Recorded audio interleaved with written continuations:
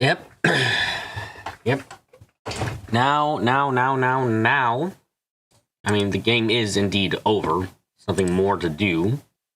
What we have here is just essentially the discussion. Time to talk about the game and the story in general, because I want to do it.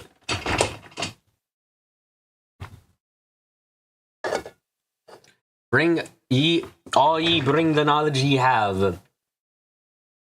Let us enjoy this last conversation about Umineko.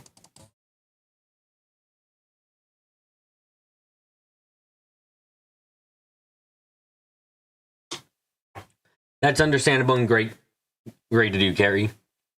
Ran away. I forgot to change my fucking audio. Great. Hold on a second.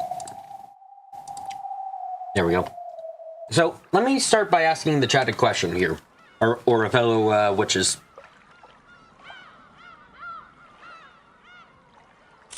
What is everyone's opinion of each episode? Just general overview, like, what did you think of each episode?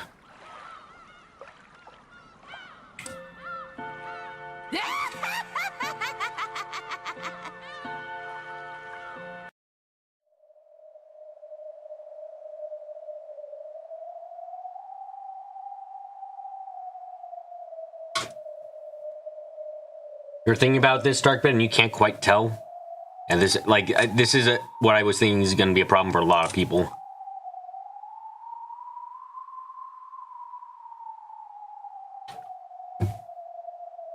I will say, you find it hard to separate each episode from the overall story. I think 7 and 8 are on the bottom of the list, but you can't really say they're bad, really. The more I think about it, the more I'm feeling a bit more confident in saying that episode 7 might be bad. Like, it has good emotional moments, don't get me wrong, but compared to everything else, quality-wise, I think it might be the only one I feel comfortable saying is bad at all. But I think episode 1 is the best. Maybe, like, episode 1 or 5 is my favorite overall. And I guess that's partially because I think, like, episode 1 I've been thinking about a lot, and it's... Episode 1 has the best replay value out of every episode by a country mile, I think. It is the episode I kept coming back to in my mind over and over again to ask myself, I wonder why this, I wonder why that, you know?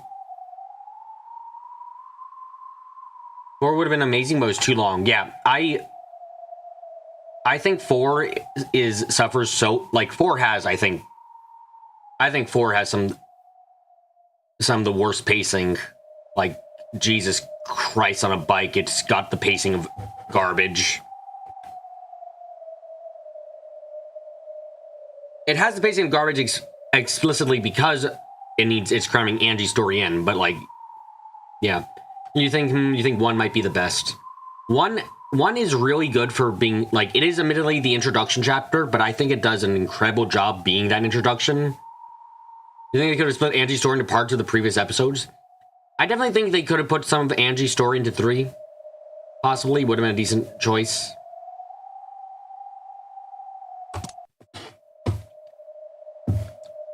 I also will say that episode 2, I'm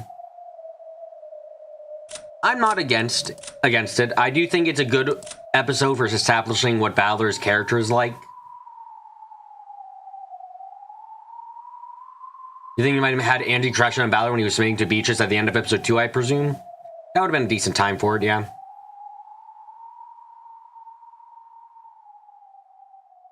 Like, episode 2, I think, has a good mystery part. Like, I like episode 2's mystery somewhat.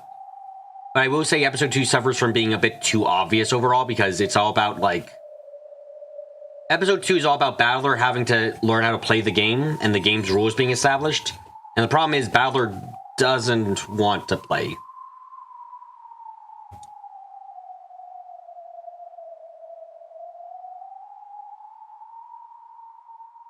Yes. Which is in chat. Can we explain why episode 2 made people give up? I don't know myself. The answers seem very obvious overall. And say, like, yeah, if Balor didn't fucking hardcore deny Nice shit. It's like, yeah. You got to cannon the laser swords and they went, well. I mean, it's a fucking... It is a punch in the face for a second, but then you just... You realize stuff as you go along with that. Like, yeah, it's a punch in the face for the first second, and it's like, because you just aren't expecting it, but... Like, I don't know. Why would you stop thinking? I don't get that.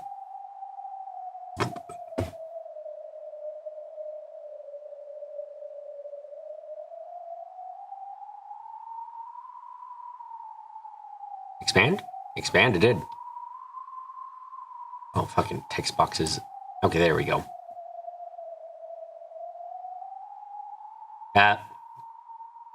Your golden truth is your TLDR.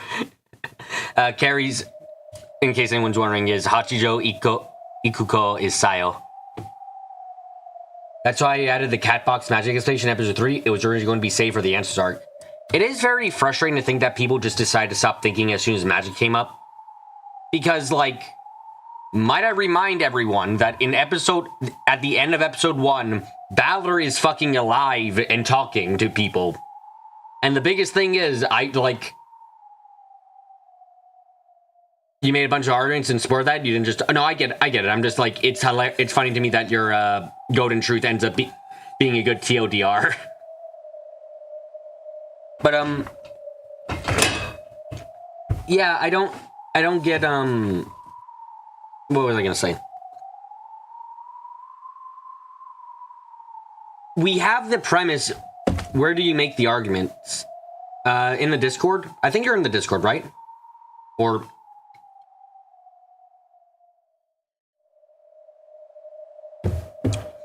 But episode 2's premise by itself, like, you kind of have to accept that some level of magic or other such thing is real, or you have to interpret stuff.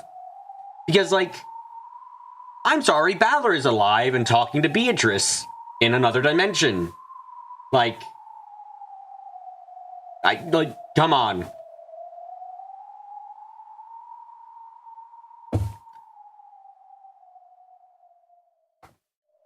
You're wondering if Balor's fear of falling off the boat was from what happened on the boat in the tea party? I don't think so. I think Balor just has that fear. But yeah, I think episode 2 is kind of fine in terms of exploring Balor, but it isn't it's not as replayable or as replayable as I would want it to be.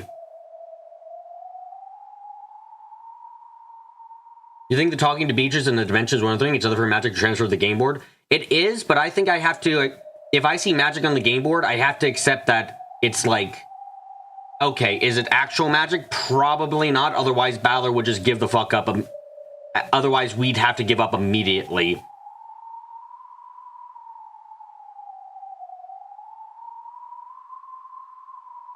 I was kind of want to recognize the chessboard scenes where Sayo and Balor arguing while writing the books. Okay, so I'll be honest here. I totally and 100% believe that witches are real in this one.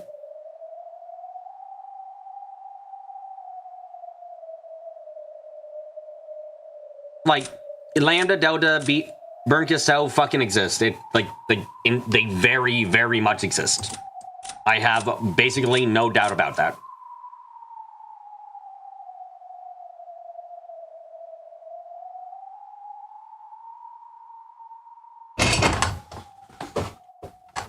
Because, like, they exist at meta level. Yeah, essentially. Essentially, that's how I kind of view it too. It's like, they exist on the meta level. So, while you could definitely interpret the stories and the books as being written by they're exclusively written by Balor and stuff, it's like, yeah, I think the Toyas are doing it and writing, like, different stories.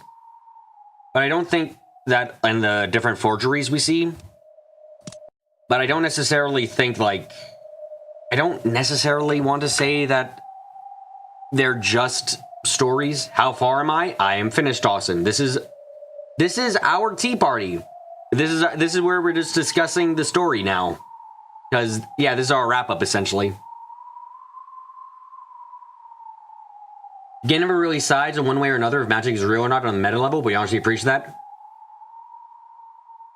Yeah, this is our reflection, which I enjoy. I'm happy to be doing. No, what? Don't do that. Episode 3 is...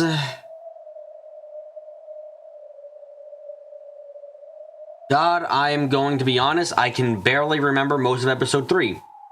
My memories of episode 3 are essentially just... are of Evatris's section. I know Evatris wasn't there for that long, really. I'm trying to remember what the fuck happens in episode 3.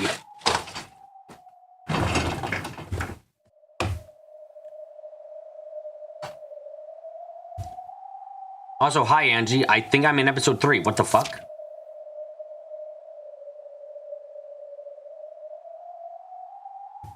Yeah, Evatris isn't there for that long. You love the magic ending. Oh, the magic ending is wonderful, and it's heartbreaking, but it's great. Yeah, we decided to see the ending I didn't want to like go with first, and that was the truth ending. Oh god, that was fucking horrifying. The magic fight between. Oh, hi Ark. We finished the game, so now we're just doing our last tea party. This is our version of a wrap up.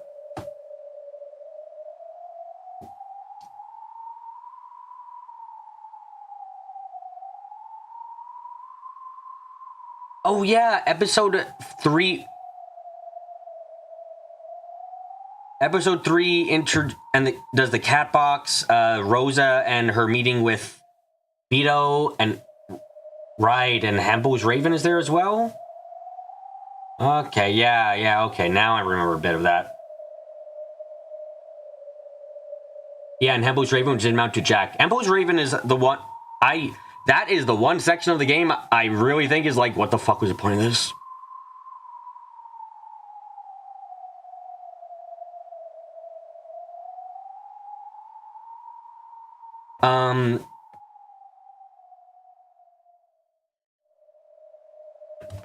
I also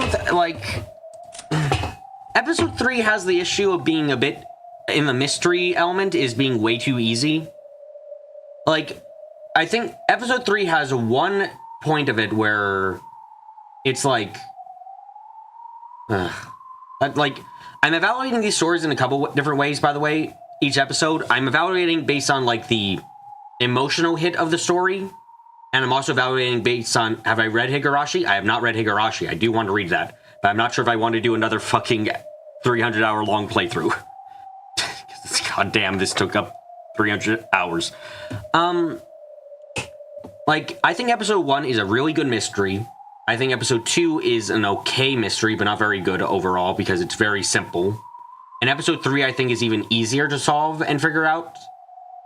It does, like, the final question about, like, who killed Nanjo is fine. It's less than Umineko. Ah, so 299 hours.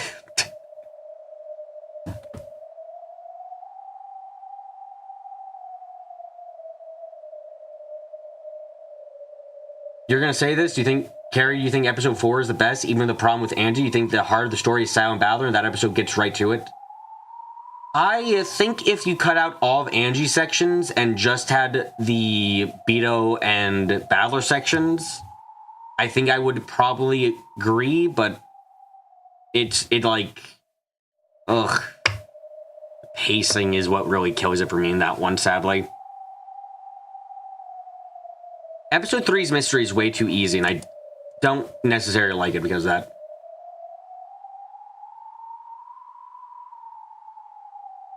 And the worst part, none of that stuff happened. Unironically, it was all a fucking dream, essentially. It seems to all be true. Like, everything she experienced seems to be true, but she does, and episode 8 does confirm that episode 4 doesn't happen. Episode 4 is Angie exploring a fragment, and that's it. And it's like, oh, okay, I guess. I will also say, this is a bit out of left field, I know, but episode 8, I was really confused why we had... You're on good small visual model. Iwahime, very well done. Bye. Done by the maker of Higurashi and Umineko. Okay. What was I gonna say? Right, episode 8. I was confused about why we were going over Angie having her issue with Eva. Like that time when Angie's saying like, yeah, I want to blame Eva. It's like, didn't we talk about this already in fucking...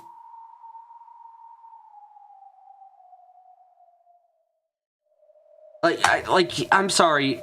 In episode 4, she realizes that, like, oh yeah, Eva was controlled by the witch. She's not actually, like, a bitch, really. It's a fucking dark and Ushiromiya trauma and stuff. And it's like, she realized that in episode 4. Why the fuck are we repeating this somewhat in episode 8? I'm so confused. What's my least favorite chapter? Definitely episode 7, I think. Looking online, says Darkbit, Sayo equals Ikuko is one of the danger minds you can seb on in the fandom. Pretty much, it's the only thing that makes sense, and it makes no sense at all with no in between. Episode 7 is just too weak. It sure confirms some stuff, but it's just like... Oh, I'm gonna get killed for this. I don't care for Leon. And episode 7 also didn't make me care for Will. Episode 8 made me care for Will. Episode 7 was, like, he was there, I guess.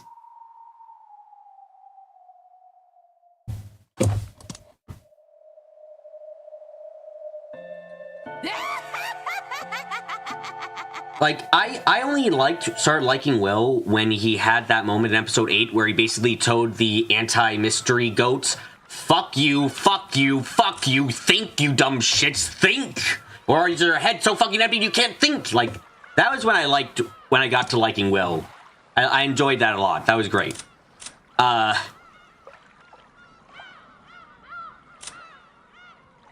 You think, shoot, you memory hold Maria's abuse.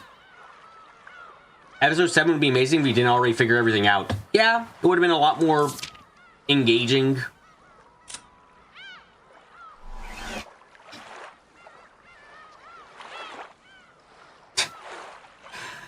It's a mark of a good writer to make you fucking be traumatized.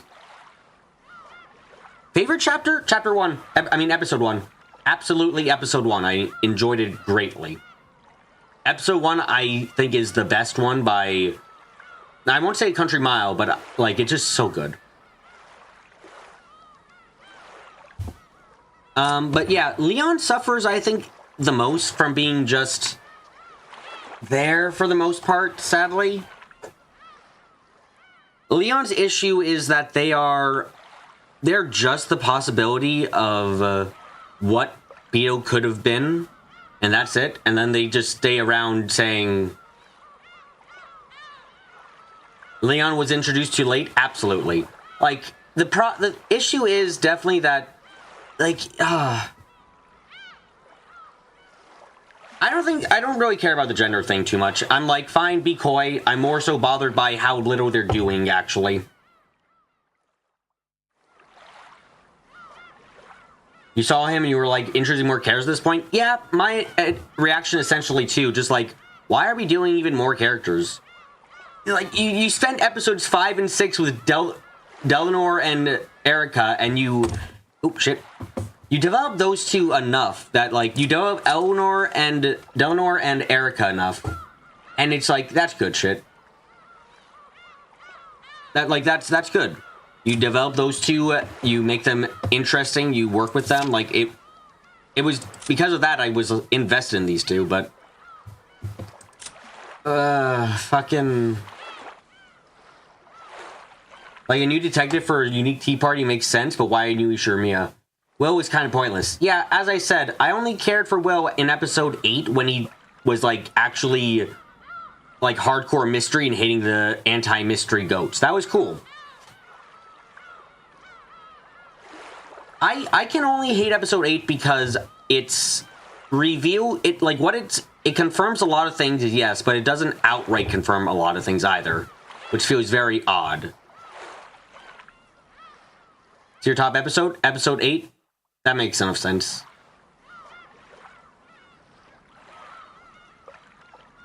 Will and Leon in episode 7 were just plot devices. I do not disagree with that. It makes me sad, but I do agree with it. Doesn't help, like, okay. The end of episode 7 during the tea party was a good emotional punch that made me want to cry, that made me cry a couple times, but, like, was it real? Like, I feel like you could have almost cut down the entirety of episode 7 to just be that and Kinzo's meeting the original Beatrice, and that's it. That would have been it, and I would have been like, yeah, I got what I wanted. Actually, yeah, Bernie should have just got a Balor and decided from a fragment where Balor did rescue her instead of Will and Leon. What are my top 3 people? Oh, easily Lambda,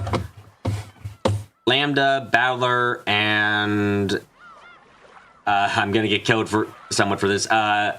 Erica. Erica is top tier villain. Holy shit, I love her villainy. No, we need 30 minutes on Jessica's ghost story. Very necessary to the story. Ugh, don't remind me.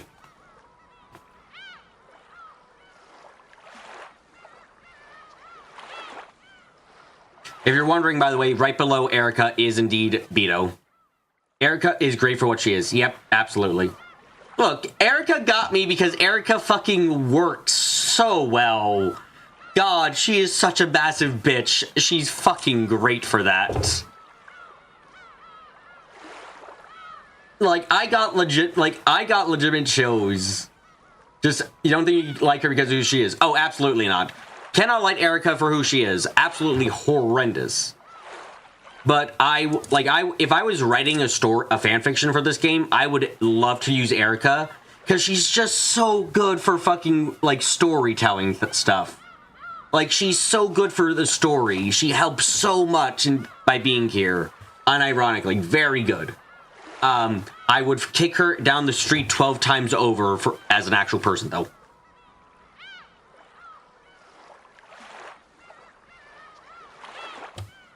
Like, if I'm gonna rate it not as characters, but as, like, people, it's definitely gonna be Jessica, Canon, and, yes, Canon, not Sayo. You think Ryu Kishi's original plan for episode 3 would have been better than what we got? Yes, but would never given us Erica Ferrudo, and that's unforgivable. Yeah. Jessica, Canon, and I'd probably say...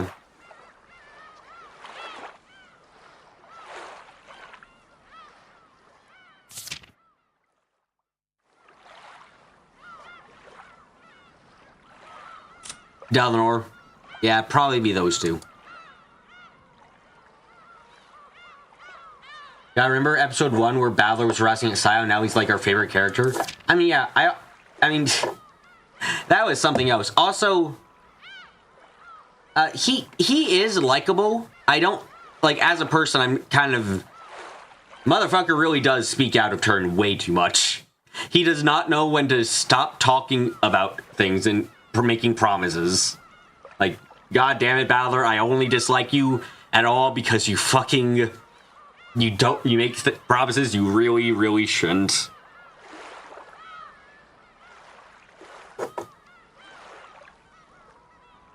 Reminded of that Balor more or less horny meme somebody posted. Yeah, no.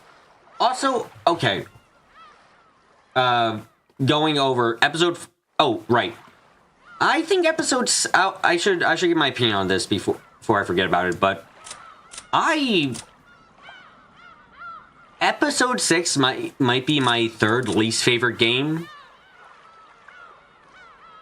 Like, episode 6, I love the emotional impact of the ending and seeing Beto come back, but... Let me sum up episode 6. Let me summarize episode 6 for you, okay? Okay. Sayo, Shannon, Cannon, and Beatrice are the same person. They are the same person. Let me repeat that. They are the same person. Yeah, that's about the entirety of episode 6 summarized.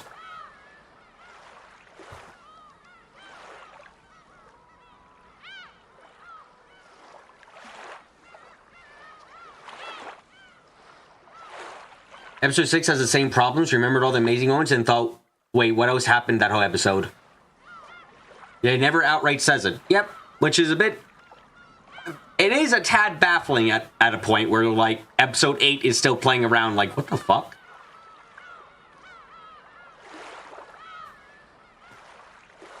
Yeah, no, it hit you over the head so hard that it just kind of became... Like, the ending, the fucking marriage, the logic error, good shit, fucking not needed otherwise. See your top 3 Umineko? Delanor, Erica, Brinkisel. Not surprising to hear them.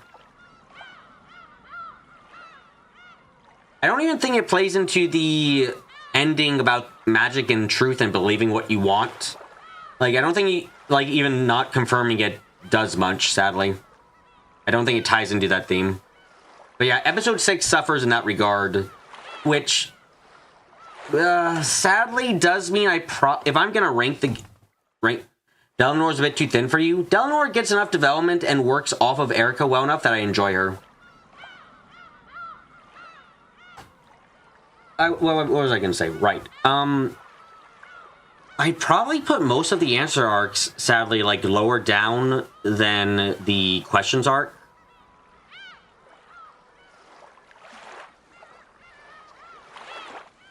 Yeah, like I think most of the answers arc is worse than the questions arc, sadly. I think the answers arc does have a better overall, like, it has a lot more big moments that stick with you, I think. I think that I can say that for the answers arc. It has a lot more big moments, but it does not... It's not as consistently good as the questions arc.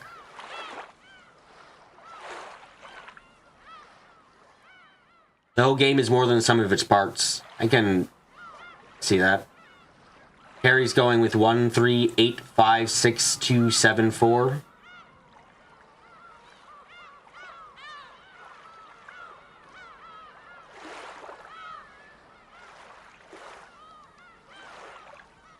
It is all one game, but I feel like I feel like you can definitely still judge them individually.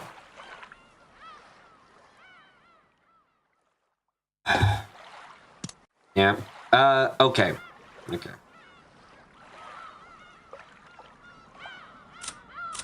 I also want to talk about I want to talk about the characters a lot. I really want to fucking talk about the characters. The questions arc is more cohesive than the answers arc. Definitely. I heard that apparently Ryukishi's friend died in between episode 6 and 7. And that's part of the reason for the drastic tone change of 7. There is definitely a feeling of drastic change between 6 and 7. And apparently that's partially the reason why. Which is sad to hear. Arcs list would probably go 6 and 5 equal, then 3, 4, 7, 8, 1, and 2. Really? 1 that up low? Huh. Any particular reason why 1 goes that low for you?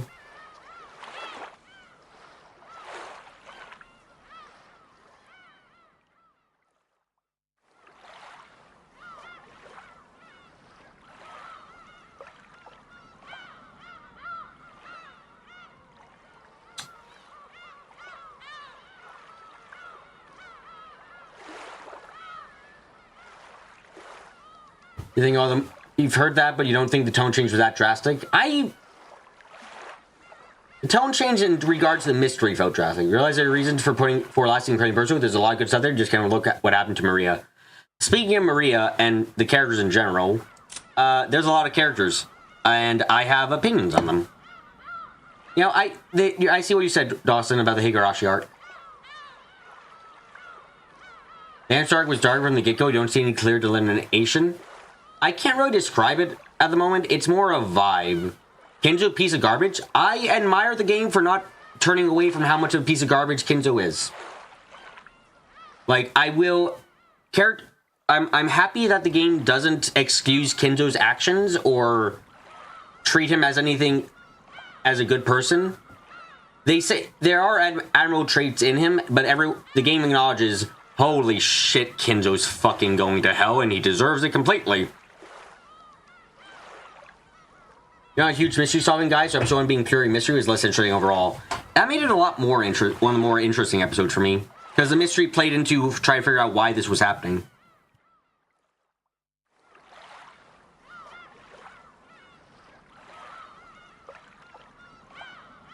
I wouldn't say Kinzo's in the gray. Kinzo is unrepentantly, like, the best I can say is he might be literally insane, like, and he might unironically be insane.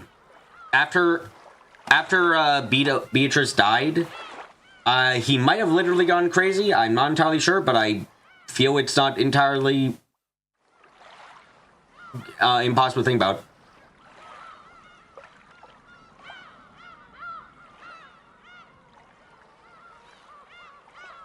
He definitely went insane after Beto II died. I can feel that, yeah. I'm much more certain that after that one, he did go absolutely crazy. So I enjoy what he does for the story, and he works well for being the catalyst for a lot of things. Kinzo fucked absolutely everything up. The only good thing is that in the end, he knew and admitted that he fucked everything up. Yeah, I like as a character. Yeah, no, well, okay. Episode 7's Kinzo at least acknowledged that he was the worst and he was going to hell.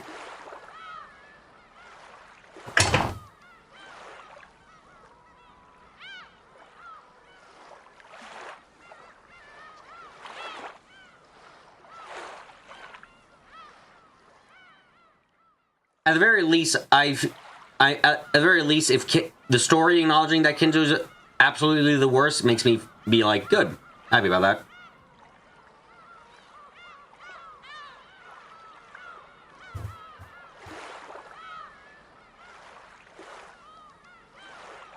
I think Sayo's time. I think the Sayo Kinzo, like we did see their last moments, and it did during the play, and it did seem like he at least was somewhat regretful.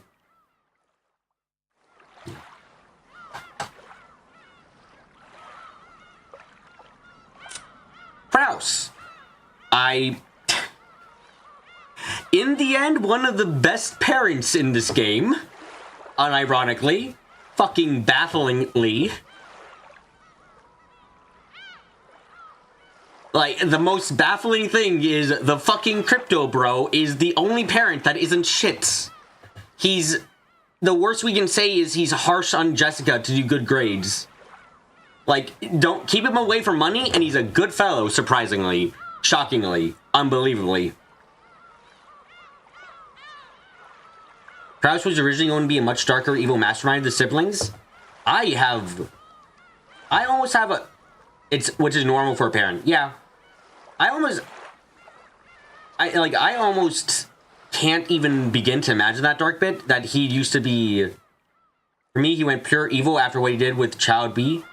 Oh, they're talking about, Kinzo. Yeah, not Kraus. That would not make sense.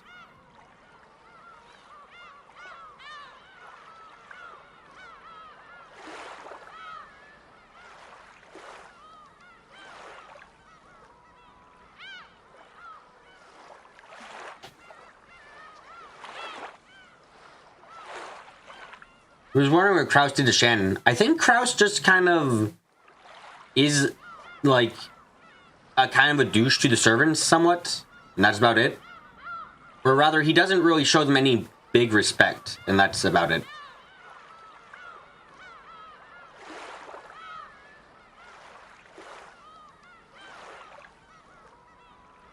He was nice to Cannon. Oh yeah, no, he was nice to Cannon. Cannon did confirm that. I remember.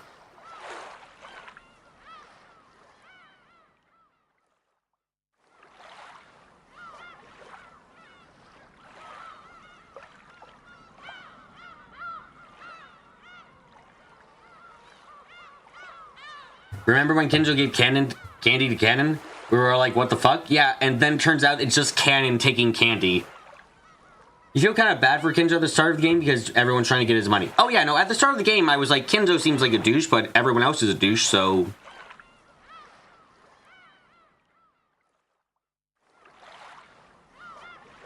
You remember anyone complaining about him? You think he was mostly indifferent? Most of the servants interact with Natsui more. Speaking of Natsui... Oh, I feel so fucking bad for this girl. But you know that Kinzo also took Cannon Shan shooting? That was pretty cool of him. Yeah.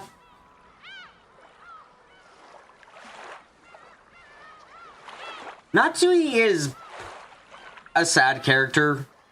Like, god damn. The time this story takes place in is almost entirely responsible for all of her humongous mental issues and her expectations on herself. Like, she's a tragic character. I feel really sad for what she's done, and... but, yeah, she did straight up murder a baby... servant and end up... like, maiming Sayo forever by doing what she did.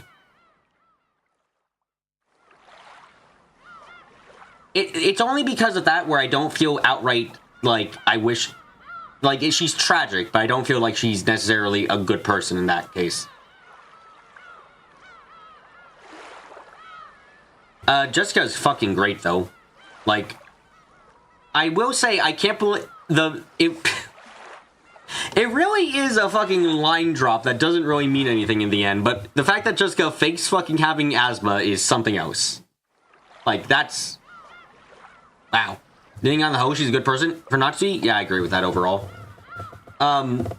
Jessica is just great. Like, God. Everything about her, her interactions with people, her will, her drive to keep going, like, I love Jessica for that. The fact that every time she was gonna die, she dies in an episode, it's implied she fights, is also great. I love it.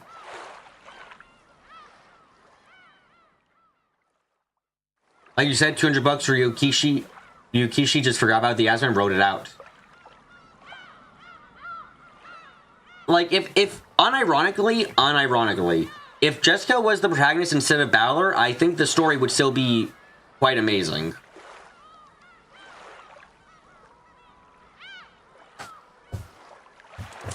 I'm leaving you for last.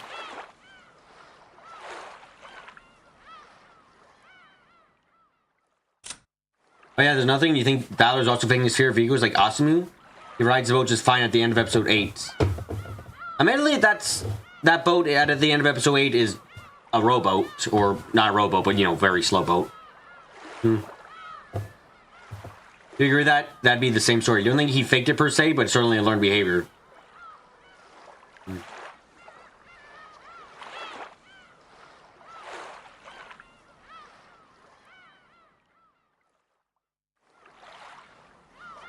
Seeing your thing on Maria? Yeah, no, I see that, Dawson. Don't worry.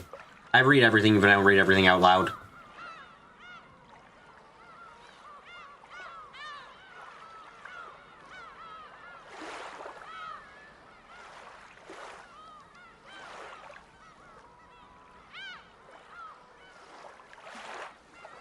It's possible Balor was faking it to make everyone else more comfortable, considering how long he had been gone, just acting like he used to. Maybe. Eva. I don't like what episode 8 did with Eva.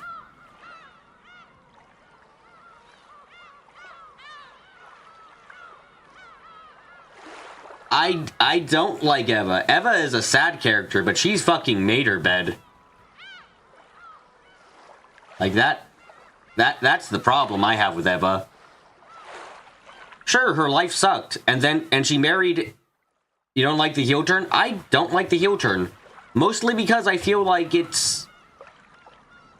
the story is trying to almost like I read in that in the manga she takes responsibility for still being a piece of shit, which is good. But in the game itself, is it a heel turn when she's already a jerk in episode 3? I mean, it's mostly the issue that in episode 8 she turns into like, actually, I'm a tragic character who really, in regards to, like, I'm only trying to keep the fucking face, I'm trying to keep the truth coming out because the truth is so horrible, it ruins everything, and it would make Andy so sad and stuff. It's like, it's just like, okay, why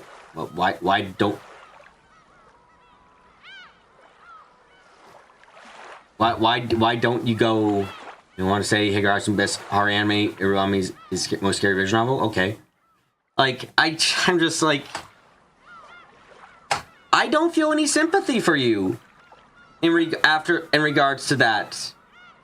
Like, Angie hated you because you fucking refused to tell her shit. I know it was complicated what happened, but you really should have fucking tried better. Like, you're a full-ass adult. She was 6. I'm sorry. I have a limit to how much I can go, oh, poor you. Like, I'm sorry. I mean, given what happened to Angie when she learned the truth. Yeah, I know, and I don't think that necessarily she should have told the actual truth. But saying, Eva deciding I'm not going to say anything to Angie is just like, but bitch, what the fuck? The way Eva acts is don't want her. Yeah, no, and also Eva deliberately goads other people on and stuff. It's like,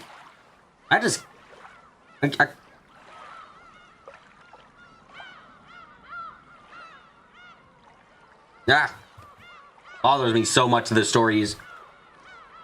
It bothers me that the story seems to, at the last second, say, actually, she's a tragic character in the regards to she tried her best. And so it's like, she tried her best to protect Angie. Are you fucking with me? No. No. I do not believe. She really does not, like, you didn't like how sympathetic she was portrayed when Angie went to the Golden Line in episode 8. Yeah, essentially what I'm feeling too. You mean she's not a tragic character? Yes, she's a tragic character, but also, she's not tragic in the form that they said in episode 8. Like her witch form, at least she's a pure bad guy. Except she isn't, in which case at the end of episode 8, she helped Balor and Angie again. Like, Angie rejected her, she was 6. Yeah, my thoughts exactly, Victor. It's like, I'm not going to sympathize with what she did to Angie. Yes, her life sucked in its own way, and yes, it's very clear that she does care for her husband and kid. But holy fucking shit, I'm sorry, I will not feel any ounce of sympathy for what she ended up doing to Angie. No, not even the fucking slightest. She was the adult, it was her responsibility to the adult, not Angie's. Yeah, exactly.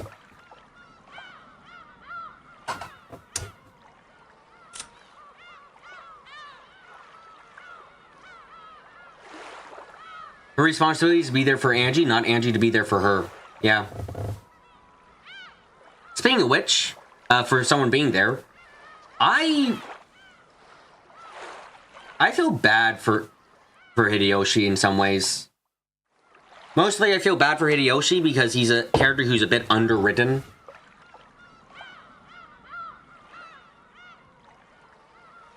Like, the problem Hideyoshi has is he's underwritten. He has some interesting things as being the stable point for his family. Like, he's what kind of stabilizes Eva from going completely off the rails usually. Which is like, that's good. That's nice. When we saw that being done, that was cool. I liked it. But besides that, he just kind of was there.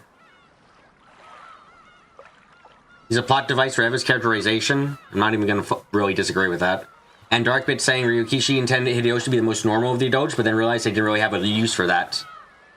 At least he's a nice guy, he needs a better wife. Like, it's unironically, he's just kind of there, and the best is when he's used in episode 3 and then dies. You don't get why Eva loves him. I will not argue with that. I don't really see, they don't really have a lot of chemistry, I'll be honest. Eva more or less seems to be the kind of person who goes, like, Eva just seems to use him as a person to cry to, which, fine enough, I guess.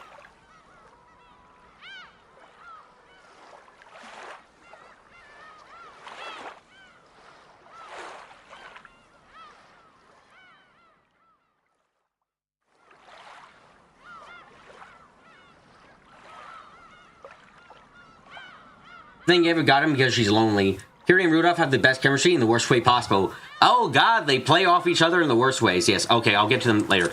George.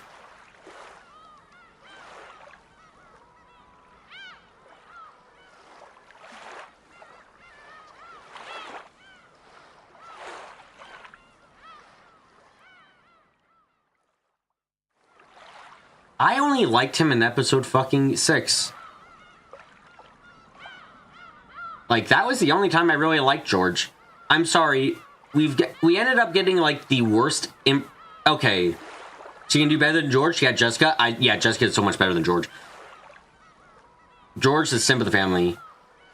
Like, the problem George has is, like, he's fucking kind of annoying. Okay, I can get why someone might like George. I don't like him because I find his characterization too light. What he does is basically act as the young adult of the family, and what does he do with that position? He doesn't help anyone.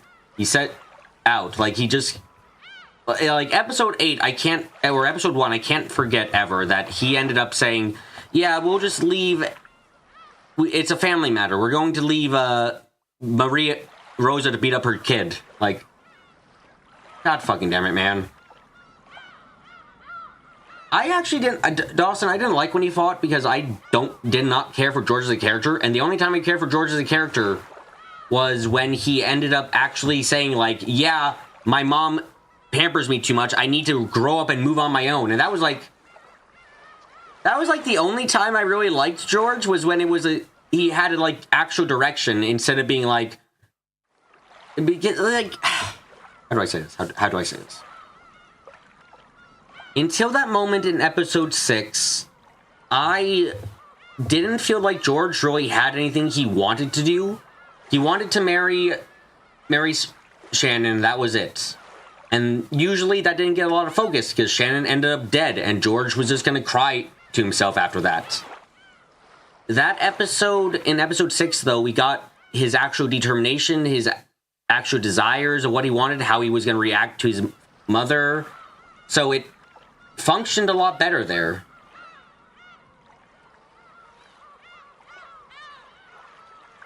All the best things about George came back from his need to be loved by Sayo. I mean, the fucker was unironically an incel slash nice guy before in his childhood, which is the funniest thing. Unironically fucking hilarious that he was seething over Battler during their childhood. Absolutely the funniest shit.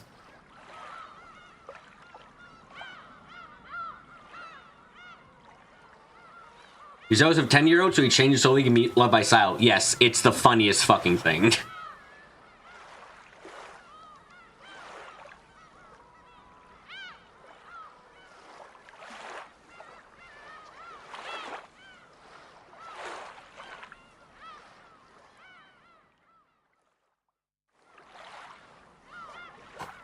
Yeah, he abused his power to force Sayo to love him. Sorry, that's just how it is. Sayo will think differently. Shannon is not a healthy person. I mean, if he was as he was at 10 years old, he probably should have changed. I think that motherfuckers love Sayo since he thought she was like, what? 8? Yeah, no, I'm sorry. That's creepy as fuck, George. The story never acknowledges it, but that's creepy as fuck. What the hell?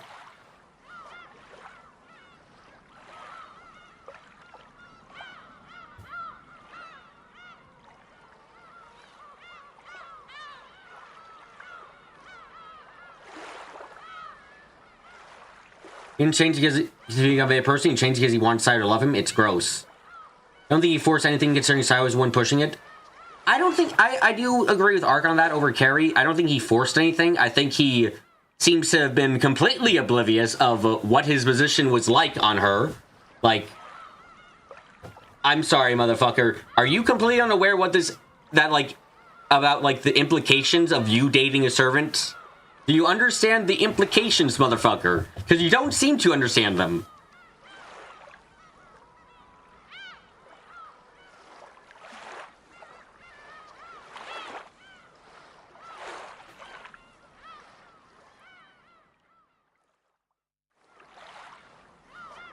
Plus, for all he knew she was 14, 15, I think by the time of the game, 16, but yeah. You get that he's older, but he never knew that. Yeah, no, exactly. It's very much a case of, like... I'm willing to say that George is just kind of an idiot when it comes to understanding the implications of his relationship with Shannon. Like, I think he just didn't understand the implications and was just like, Mom's gonna fucking hate this. And that's the only thought he had about that.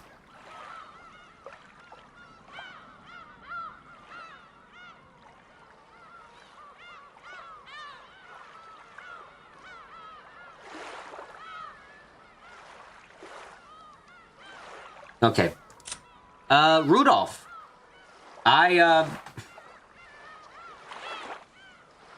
Jesus Christ, they did not go into this enough. Rudolph, you're a fucking... They revealed in episode fucking 8 that yes, you are indeed the biggest shit. You are second to Kinzo on my list of you're a fucker, you're horrible, you're the worst. Unironically, you switched your fucking wife's dead child with your mistress's live child and didn't tell anyone while you were actually alive. Like, I can't... it's like I was hoping fucking Kirei's psycho sister was the one responsible for that. No, it was you. You dumb shit. Like, holy crap.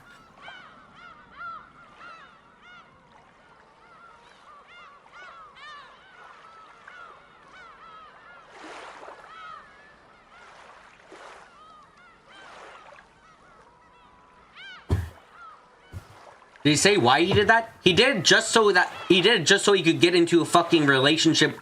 He could keep his relationship with, the reason he did it was like, oh shit, I should break off my relationship with Kirei.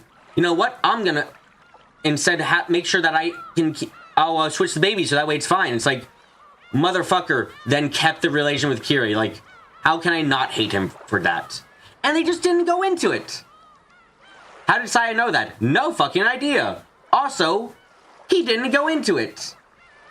Motherfucker just, like, the story reveals it, and then they just don't talk about it, really. He just says, yeah, I know, I'm a huge piece of shit. And so it's like, they ended there. They don't talk about it anymore. It's like, that, I do not like that.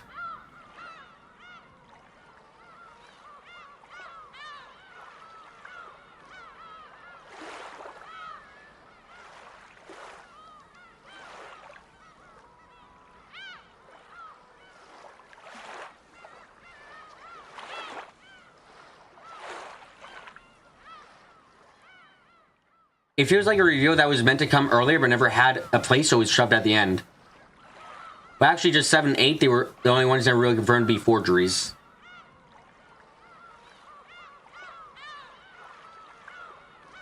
Yeah, you say he's really bad father doing that. Oh, Kirei. I was right about her being smart, but Jesus Christ, what a fucking... I mean, episode 3 already played the hand of anyone who can keep a grudge for 18 years is probably not mentally well. You found her very disappointing?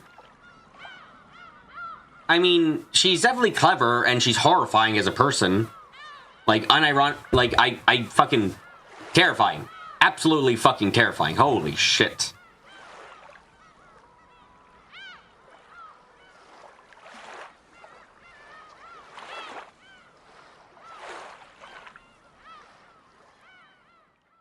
Do not want as your enemy, yeah. She is very much just she's a monster. She is absolutely a monster of a human being, and I like...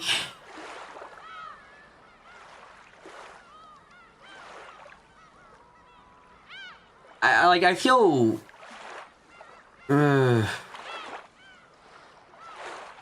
I feel disappointed in her in some ways, because she's a good antagonist, but she's not an antagonist, you know?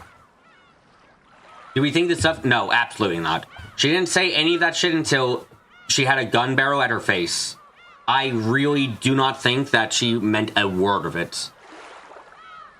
I think she only said that because, like, at the end, it was like, oh shit, I am definitely getting killed by this fucking woman. I better make her sympathetic to Angie because otherwise Angie's probably gonna suffer. Turns out that didn't fucking work because she's... yeah.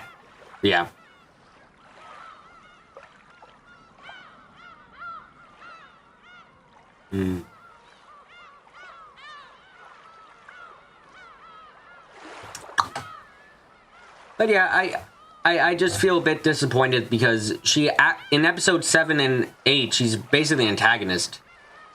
What would my top 3 girls be? List only girls.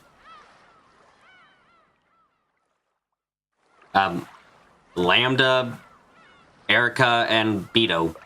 Surprisingly. Yeah, she's just kind of disappointing in what she does. When she's in episode 3 alive for a bit, that's good times, I think, but... Nanjo. I will never trust a doctor ever again. Thank you, Nanjo. Man, you want to believe that Kiri would have been cool in at least one other world. Same. Nanjo is the man who makes me not trust doctors, and that's about it. Can anyone tell me what Nanjo's character is?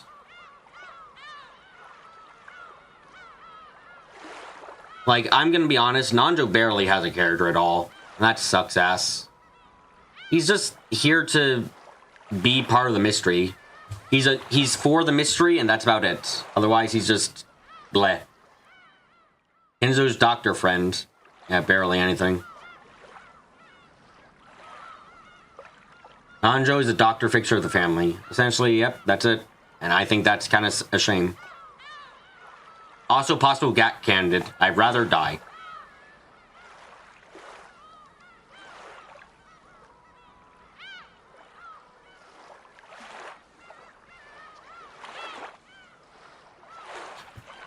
Rosa. You know what? I'm gonna get a drink quickly. You guys can just kind of talk about her for like a few seconds. I gotta get a drink. I'll be right back.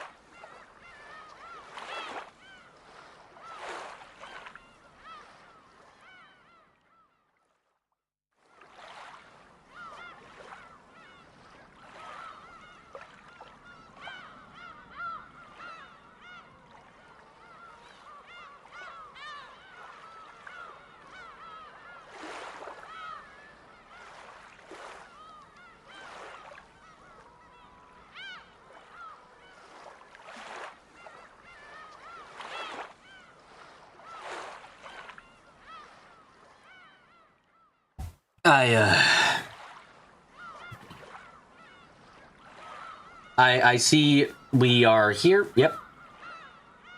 Okay. Yep. Everyone's basically saying fucking this woman. Holy shit, hate.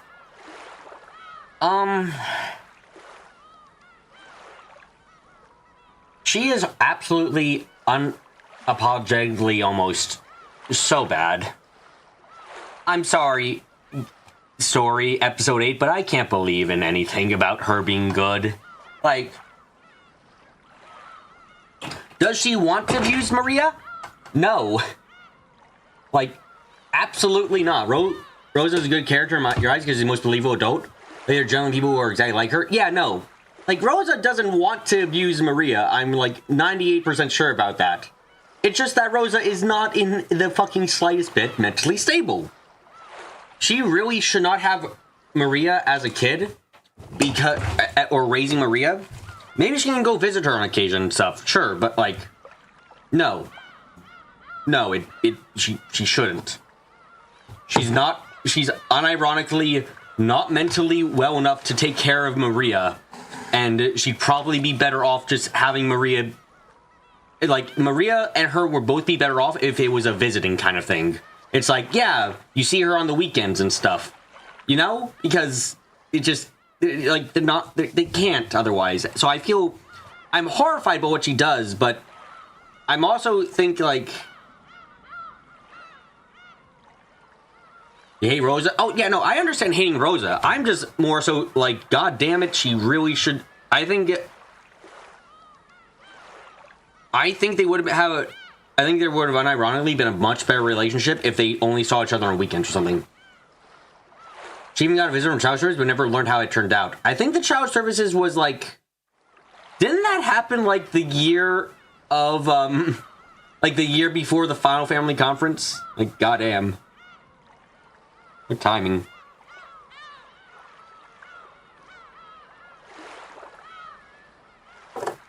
Yeah, real shame there.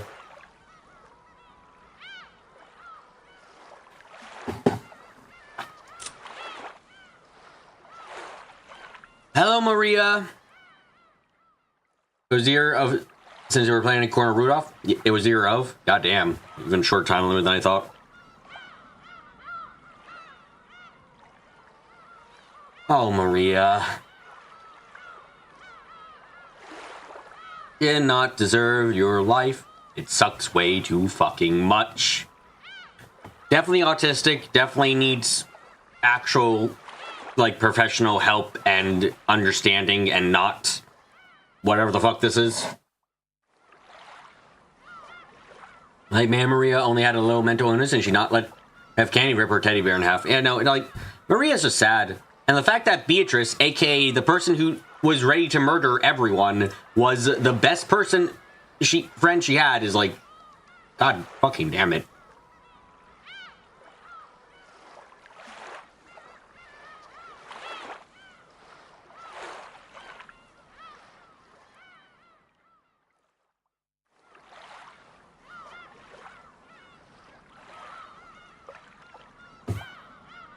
Oh yeah, you were about to mention that. Beetle, what the fuck?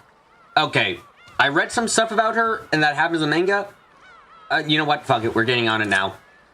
Beatrice!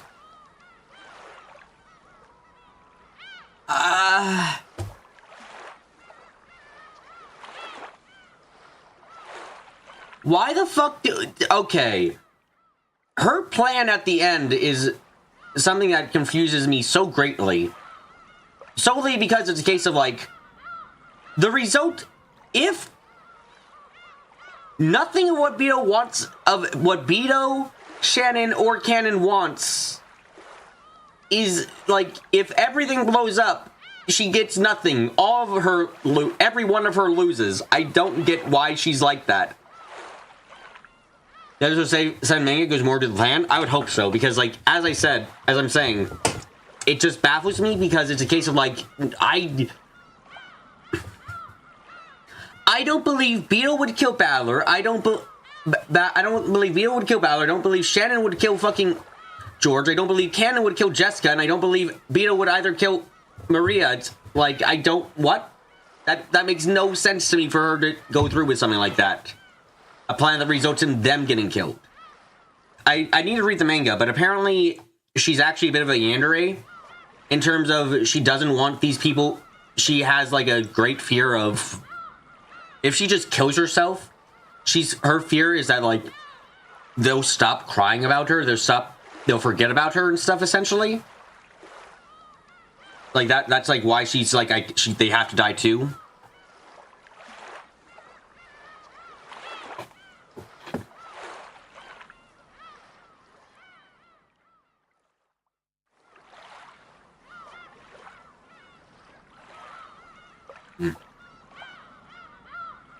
You think none of the three will kill Maria? Yeah. Yeah, that too. It's why it makes it the entire thing the entire plan revealed in episode 7 so odd. Is because it just does not fit in with what I know about Maria.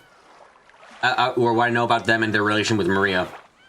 Besides that, though, amazing character. Well done. Tragic as fuck. Amazing. Lovely. Great. Also with Shannon and Cannon. Amazing. Can't believe it. Oh, I love it. I don't know how to say any other words that it's, like, really good. That is what the killings is the only thing where I'm just like, I don't know. You know what I should go into here since you haven't read it yet? Well,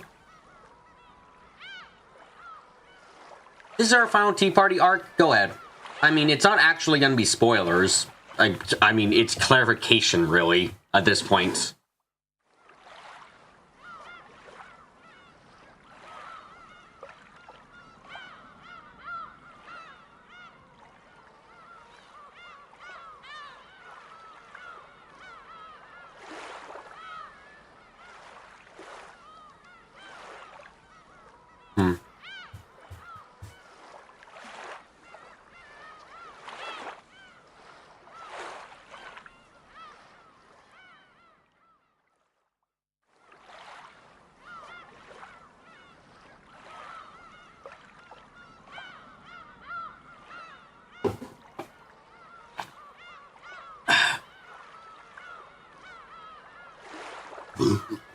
Okay.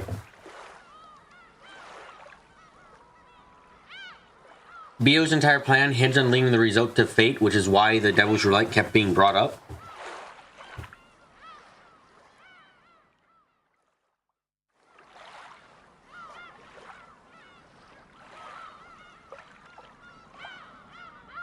She couldn't decide on the outcome she wanted between the three personas.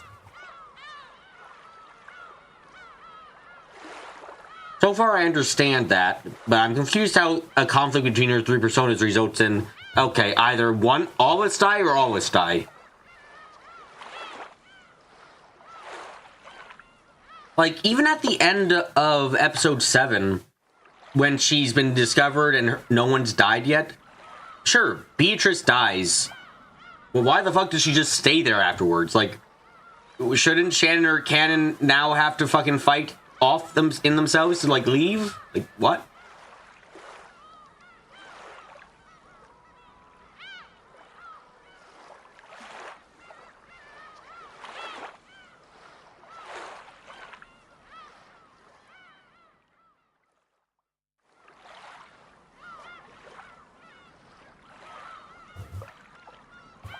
That's also part of the roulette in her mind.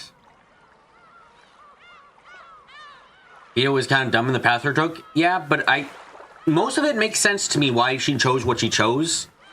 I just don't, it's just her last decision to either be like, I die or everyone dies or only I die is like kind of baffling to me in that case. That's like the only one that gets me like confused.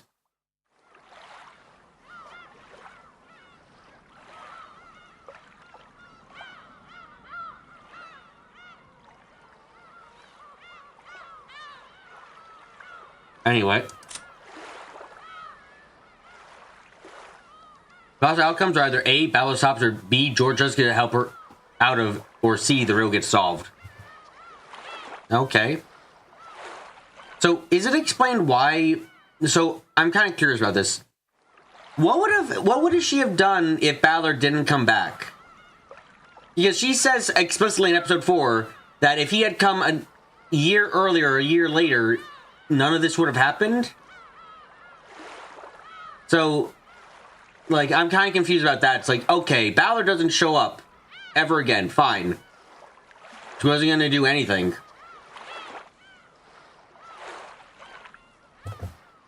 Would she have just moved out with George? Or if Balor came back... Hold on a second. She said that if Balor came back a year earlier...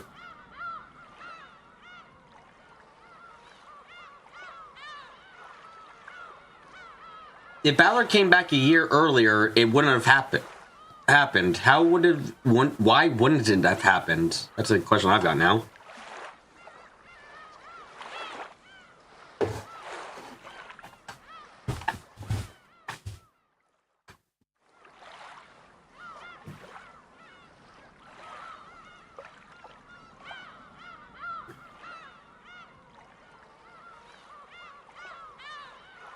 You think she was still waiting for him in 1985? Is that the case? You can believe it, but they've just been unclear for me.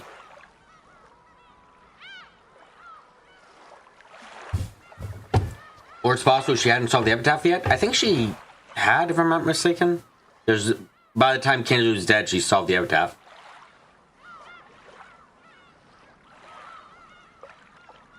This didn't have the ability.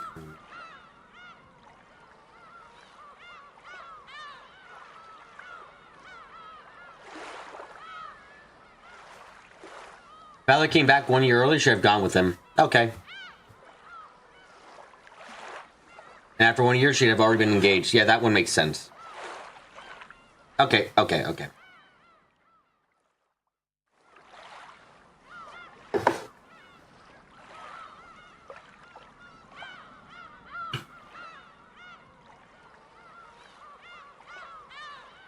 Genji. He caused a lot of problems, didn't he? Genji trying to fix the relationship, make sure Kento doesn't fuck his granddaughter and daughter, unironically, he caused a lot of the problems in this story even if it wasn't intentional. He wanted to do good things, but like,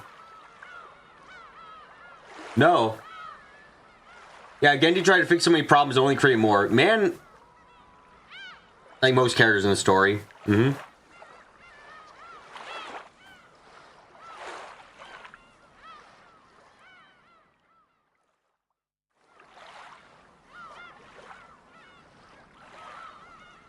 Alice's were the most sympathetic. Man, Salt.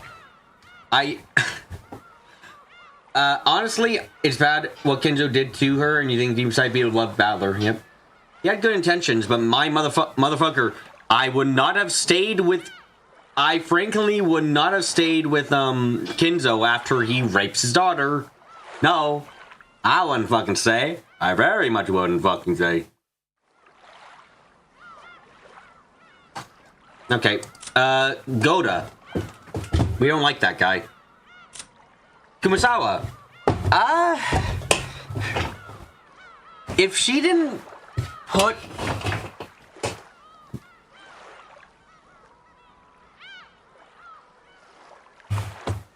if she didn't put, like, all these thoughts about magic into Sayo's mind, she's better at Virgilia? Oh, absolutely. I enjoy her as Virgilia a lot more.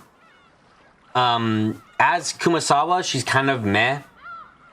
I don't think she really does a lot or is all that interesting. I think she was most interesting in episode 1, honestly. I think the way she treats Bito as Virgilia is generally touching. Oh yeah, no, absolutely. I consider them the same person when I think about them, so I like Kumasawa when she's in that, when we're seeing her as Virgilia, but as Kumasawa, I think she's kind of bleh.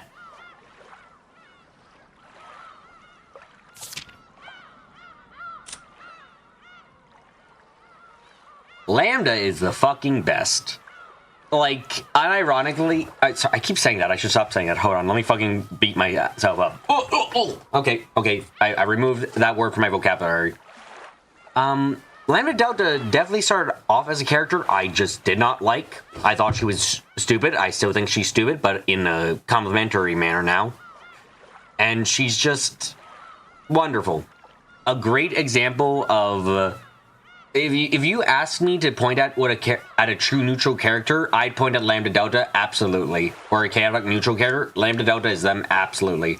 And it's called obfuscating stupidity. Yeah, I know that.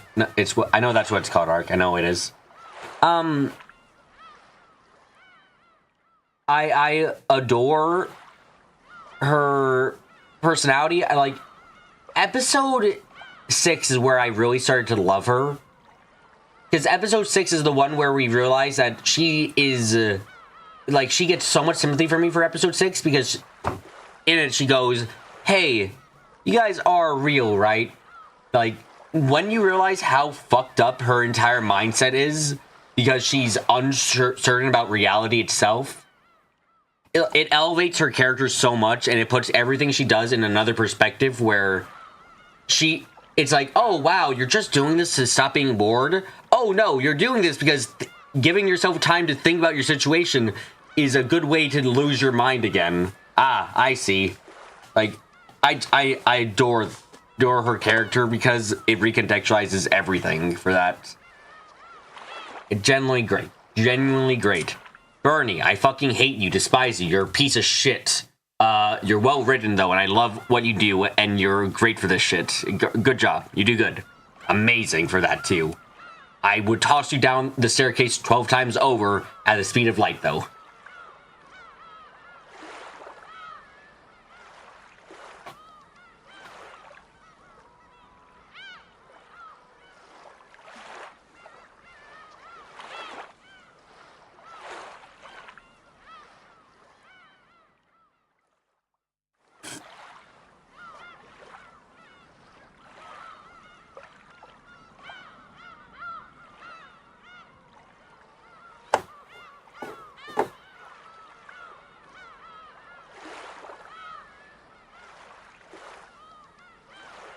Like Bernie as a villain better than Erica. Erica's an overly broad character.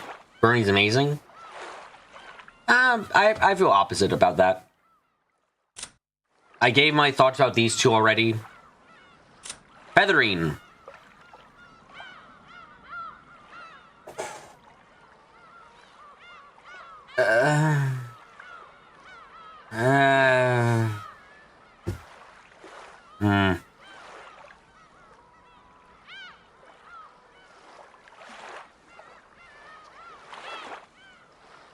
I'm iffy.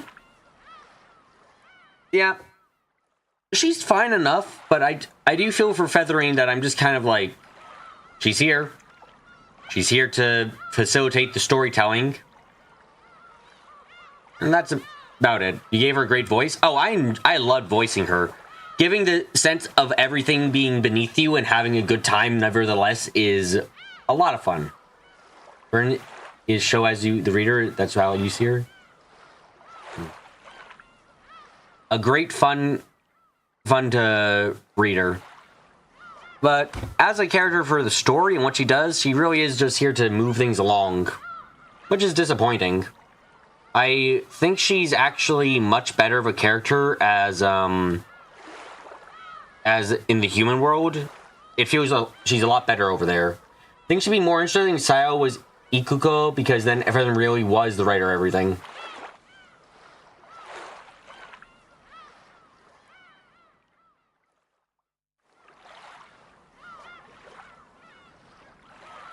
I'm honestly was of the opinion for a long time that Feathering was just that the person we saw in pretending to be Ikuko in the other world was just Feathering you see as pure evil because she made what Burn is. I thought that was more Lambda Delta's fault. But oh no, you're right, actually it is Feathering's fault. What was I gonna say? Fucking memory. I no longer remember what I was going to say.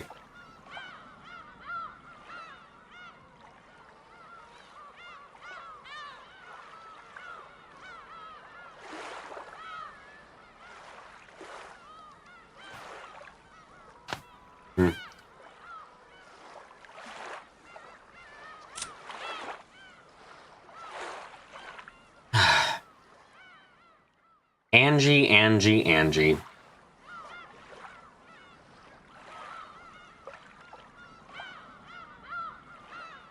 I enjoy her greatly.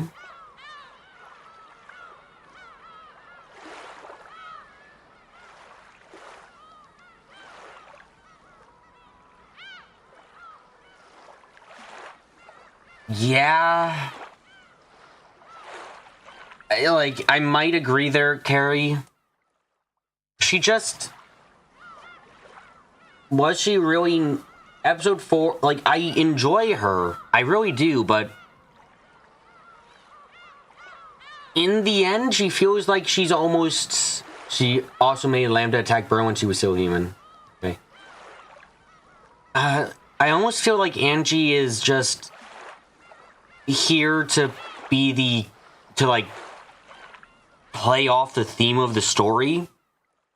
She's existing here... She exists in the story, especially in episode 8, to facilitate the discussion of the theme. Which I don't really enjoy that much to see.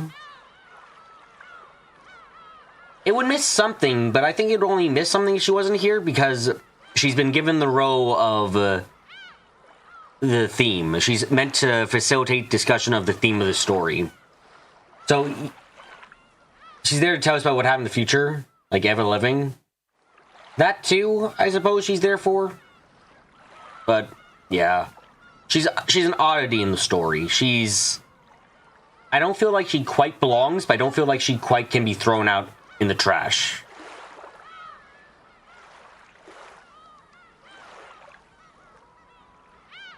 She takes up so much time in episode 4. Yeah, absolutely. And doesn't really matter. It mattered at the time for helping figure out the mystery of the story. But it mattered because we learned more things, not because it was... Yeah, I know that, Dawson. I know that Dawson. It doesn't really... It doesn't really relevant that it's Angie, necessarily. Meh. Ari said... What I said for Eva applies for Evatrice. I already spoke about her. I mean, I'm not gonna bother. It's not, if it's fucking idiot, if it's such a Nanjo, I'm going to kill someone. Yeah, Ronove, awesome. Virgilia, awesome. Evatrice, horrible piece of shit. Gap, I feel like came in too late. Gap is Jessica. I believe that one.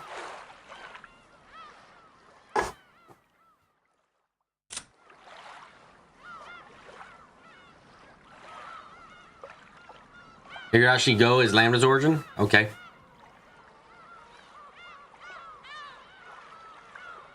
Hey, it's Delanor! I like my Delanor. I like Delanor more so because she's...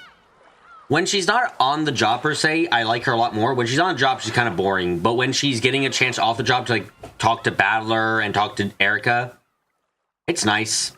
I enjoy it greatly. It's very fun thing kind of see there. Yo, you can't believe in Gap equals Jessica. You need to believe that Jessica's good fashion sense. No, that Jessica could be bad. There. Another bass and hot.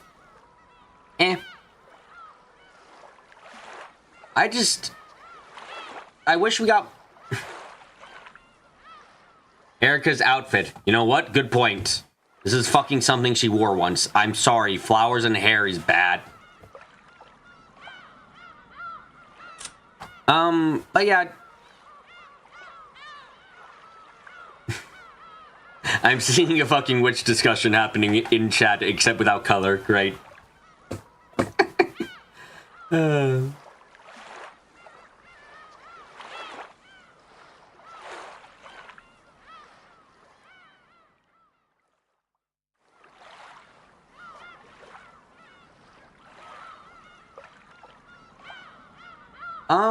Yeah.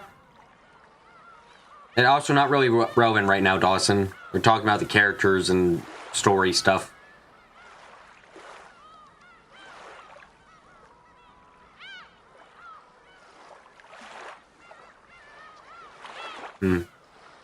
Gertrude and Cornelia are existing. I'm not really going to comment on them because they're just here. Same goes for the Sisters of Purgatory, though it was a nice twist that they actually were real, based on real people that Sayo knew when she was started working. That was a nice twist. You like Downer, but I wish she had more time. Same with me. I like voicing the Chester sisters. And Chester 410 is wonderful. Yep. Yeah, I feel like that's good enough to say. Downer also only has as far as Balor's waist, which makes it for hilarious mental images. The best fighter we have is a dwarf. Yeah.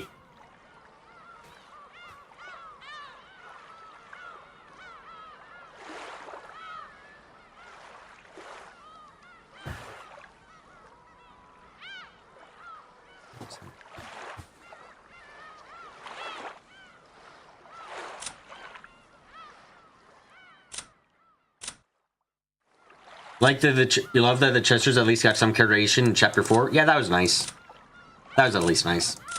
Zephyr and Furfur. They are hilarious and I enjoy them greatly.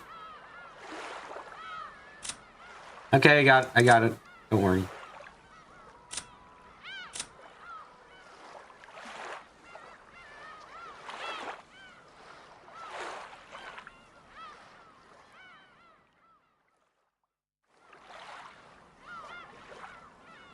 They were a bit pointless, but fun to watch, yes. Yep, absolutely.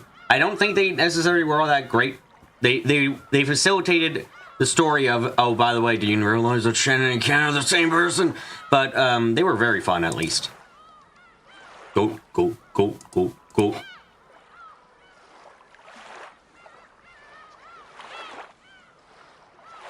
Is that all the goats? I think that's all the goats.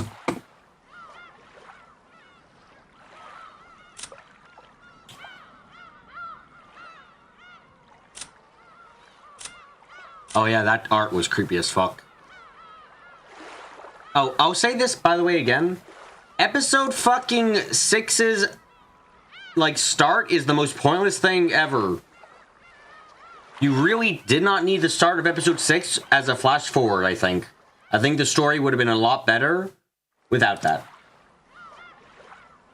You find the OG Goat Sprite nowhere near as muscular. Oh. Oh yeah, no, this is fucking... This is shoujo as fuck, and I enjoy it greatly. This is so... It's fucking great. Love it. It's just... It's for a different genre of game, and it's lovely to see here.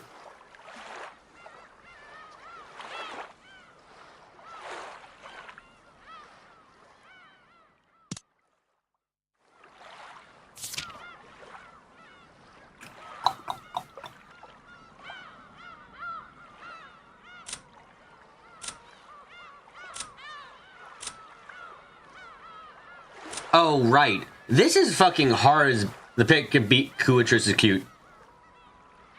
This is fucking hard as shit to believe, by the way. This is like the one death that I have the hardest time buying. And that's solely because it's a case of like, where the fuck is the gun? I'm sorry, the fucking gun just like how the fuck Balor went up close. How the fuck wouldn't he notice there's a gun? Yeah, I want to know the explanation for this one. Like, this is the one...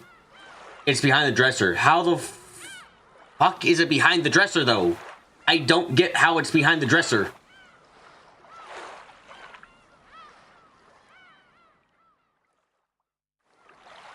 And then something poked it behind a screen, and then you couldn't be seen. That's it? It's way down and poked with a string.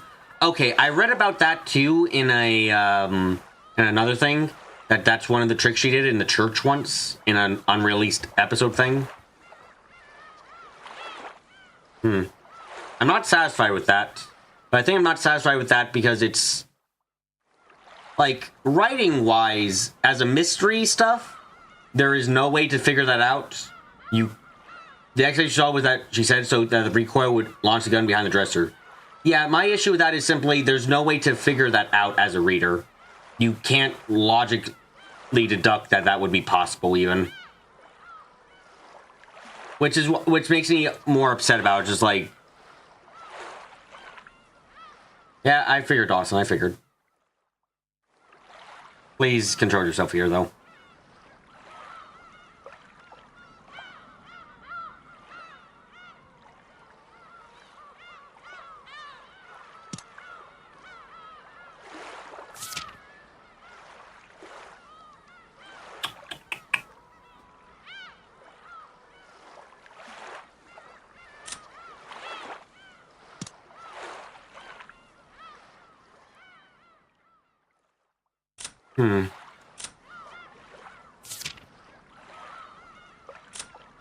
This is a really good image, and I really wish they had a good relationship, still. Yeah, the final fight scenes were really cool, and I love that a lot. Oh, yeah. That's sad as shit, still. Top 3 anime. I haven't seen shit for a long time. That George CG is just painful? Oh, yeah, no. It's an amazing CG for just conveying... Also, please stay on topic, Dawson, please. This is amazing for just conveying how horrible and realistic the action is. I enjoy it greatly for that.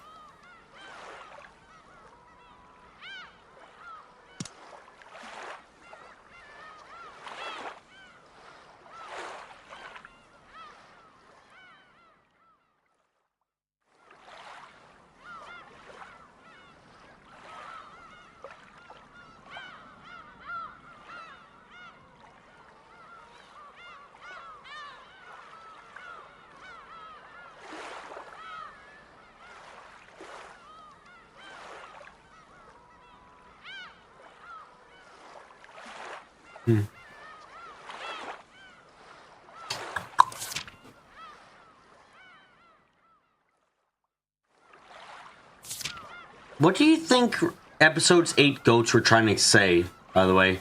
The Smiling Kinzu is still blurred. Oh, absolutely it is. Go back to Jessica, the part in the Japanese dub where she talks about hugs and kisses was so cute you kept it in the trailer. Oh yeah, no, it's fucking great. I love it. It's amazing.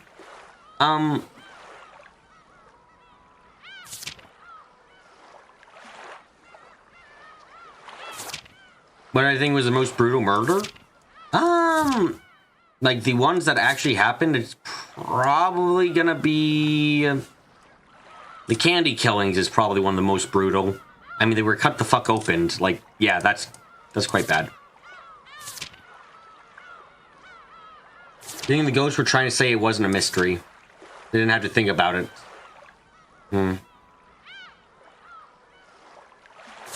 It is the part of episode 8 which I'm very confused about overall, because it just... it feels like stuff... it feels like the game can't decide if it's talking about... Episode 1, First Twilight, was super grotesque. Oh, right, the heads were, like, destroyed, right? That was something that they did.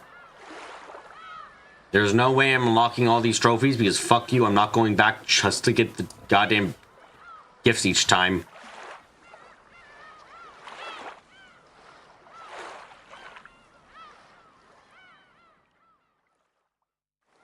Oh, yeah, that trick route, by the way...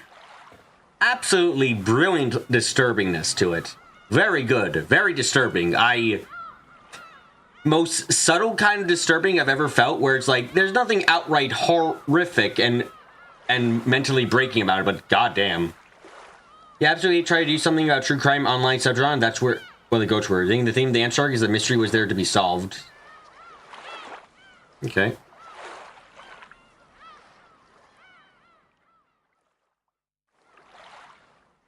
Who knew you could have a deduction jump scare? Yeah, fucking strangest kind of jump scare, but it was an actual... it was horrifying to hear her say that. A deduction like this is simple for Ushiromiya Angie. It's just like, oh no, oh fuck, oh no, like that. That was such a simple way putting it. It was amazing. It's 11 already, you haven't even said like half of what you could say about this game. I mean, yeah, that makes sense. This shit's like, there's so much to talk about, and it's amazing for that. Ooh, I think I can look at some episode 4 stuff from Angie's side. Right, there is some episode 4 stuff from Angie's side I can look at.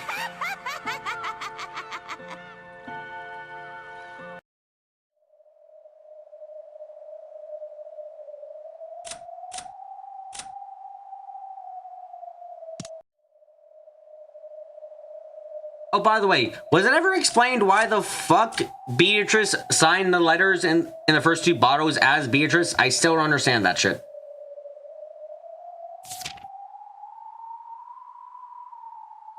What do you think of Okonogi and Akamusa? Amakusa, this was a bad stream to come back to after a party. Sorry, it seems a bit, if I seem a little off kilter. Nah, it's fine, it's fine.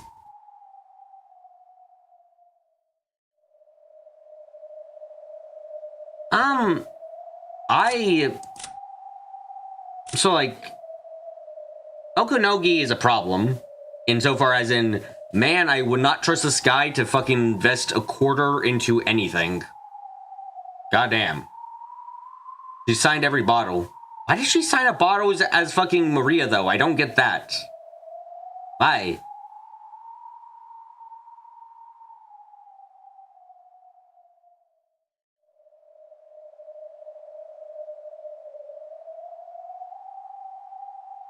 Also, Amakusa is... I like Amakusa for being a guy who obviously doesn't want to kill Angie, but besides that, it's like, yeah. You think they made the messages more authentic? I suppose? I don't really think so myself, but okay. Yeah, I like Amakusa as just being a person who can... like, for a guy who kills people and stuff, and you know, he's rather normal. Trying to do one of those found dying message troops, you know? You both never really realized, but they were fun. Yep. Kasumi. The psycho bitch. As it turns out, I think she might be less psycho bitchy than her sister. I think Kirei might actually be more of a psycho than this psycho. Horrifying, that. Absolutely fucking horrifying, that.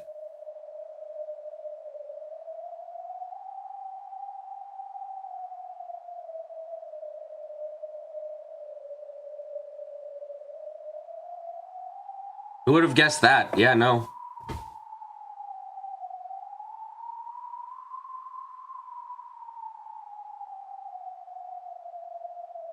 Holding grudge for a long time runs in the family. Yeah, apparently. Sakutaro?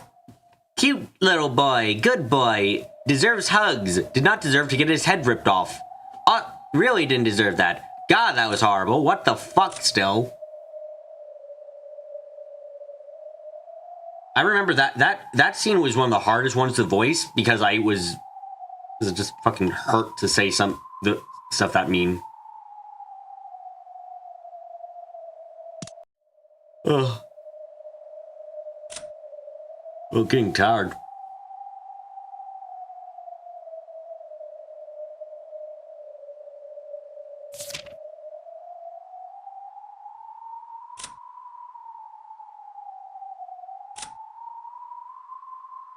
Probably one of the few times Angie smiled. That's sad.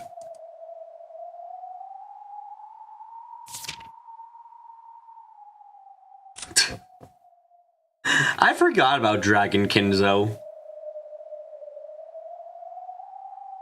Yeah, just because OG concert was best concert. Again, why the fuck is there a Dragon Kinzo?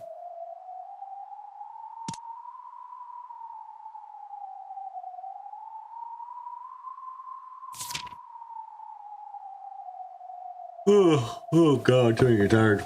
Don't ask, as I desire answers.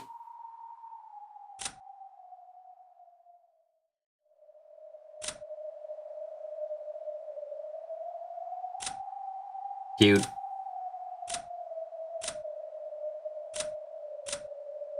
What the fuck? What? The fuck? Okay. Is there anything else you guys want to talk about right now? I mean, next week we're gonna be playing Golden Fantasia, which is probably gonna go on longer because I can't play fighting games. I'm really bad at fighting games. God, I'm so bad at fighting games.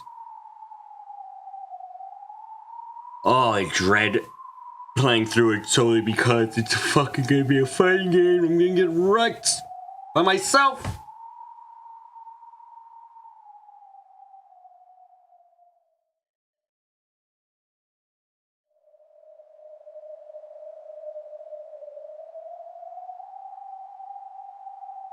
I'd like you to do work on playing episode 9? Oh, are you talking about that thing? Am I good at FPS games? No, not at all. Oh, I sat in a weird way and now my fucking foot is sleeping. God damn.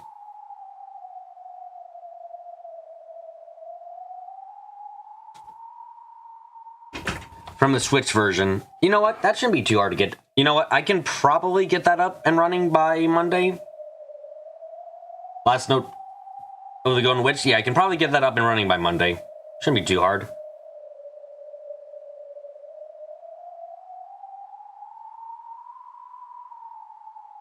Yeah, I should be able to get that up and running by Tuesday, hopefully. That'd be cool. Yep, that'd be cool. Anyway.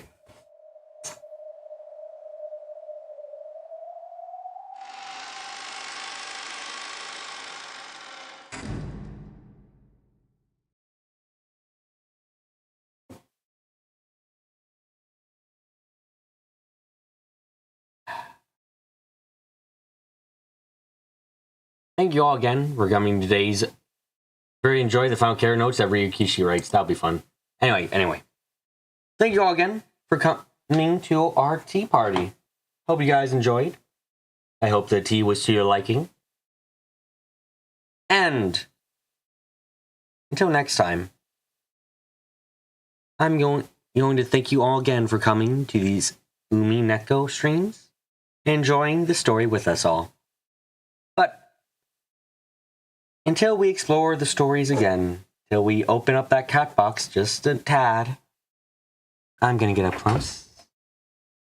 I'm gonna get quiet. And I'm gonna say goodbye.